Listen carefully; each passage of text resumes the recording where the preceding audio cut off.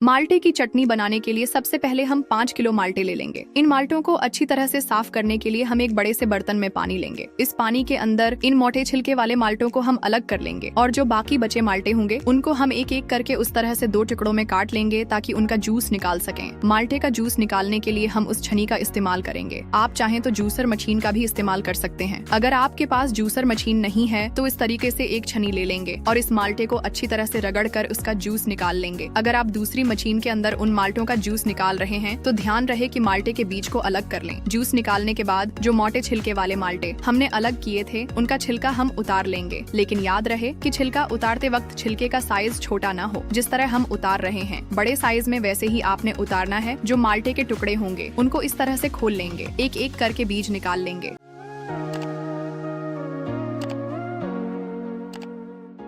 जो हमने मोटे छिलके बड़े साइज के अलग किए थे, अब उन छिलकों को एक एक करके उनके ऊपर से जो अंदर वाला सफेद हिस्सा है उसे छील छील के निकाल लेंगे। जब ये अच्छी तरह से उतर जाए तो हमारा जो छिलका है वो अच्छी तरह तैयार हो जाएगा। अगर हम छिलके के ऊपर से सफेद कलर के मटेरियल को नहीं उतारेंगे तो हमारी चटनी कड़वी बनेगी और लंबे अरसे तक नहीं चल पाएगी। आपने इस तरह से माल्टे के छिलकों को साफ कर लेना है और इस वेस्ट को वेस्ट कर दें। अब उबलते हुए पानी में उन छिलकों को डाल दें और गलने तक उबाल लेंगे।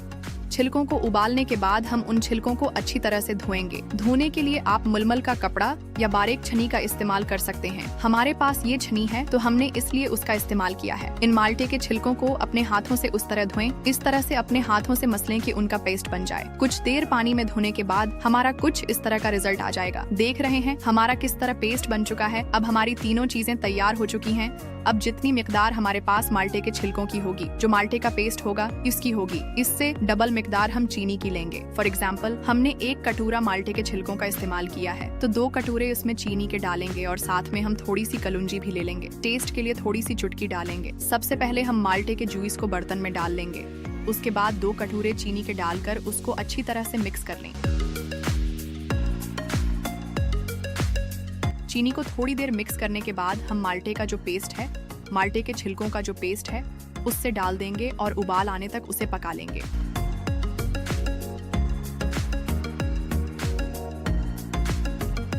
उसके बाद जो हमारे माल्टे के टुकड़े थे जो हमने अलग किए थे उनको डाल देंगे। ये सब कुछ डालने के बाद हमने चम्मच से उस सारे सामान को हिलाते रहना है और पकाते रहना है। उसे बिल्कुल छोड़ना नहीं है जब तक कि अच्छी तरह पेस्ट न बन जाए या गाढ़ा न हो जाए, सब कुछ मिक्स न हो जाए अच्छी तरह से। कुछ देर बाद हमारे पास कुछ इस तरह का रिजल्ट आ जाएगा और जब उसके ऊपर हल्की सी जो झाग आएगी सफेद या ऑरेंज कलर की, उसे हम उतार लेंगे। ये कड़वाहट देती है। झाग उतारने के बाद उसे अच्छी तरह से गाढ़ा करने के लिए पकाते रहें और फिर उसके बाद हम उसके अंदर कलौंजी डाल देंगे। जब हमारे माल्टे की चटनी इस तरह से गाढ़ी हो जाए, सबसे पहले आपने चेक करना है। इस तरह से जब गाढ़ी हो जाए तो उसका मतलब है कि हमारी चटनी तैयार हो चुकी है। न ज्यादा गाढ़ी हो न ज्यादा पतली हो, बिल्कुल इस तरह से बराबर होनी चाहिए। अब माल्टे की चटनी तैयार हो चुकी है। उसको आप 1 साल तक भी इस्तेमाल कर सकते हैं। अगर आप एयर कंटेनर में रखें और पानी वाले या गंदे चम्मच से उसे बचाएं तो आप 1 साल तक उसे इस्तेमाल कर सकते हैं। ये विटामिन सी से भरपूर है।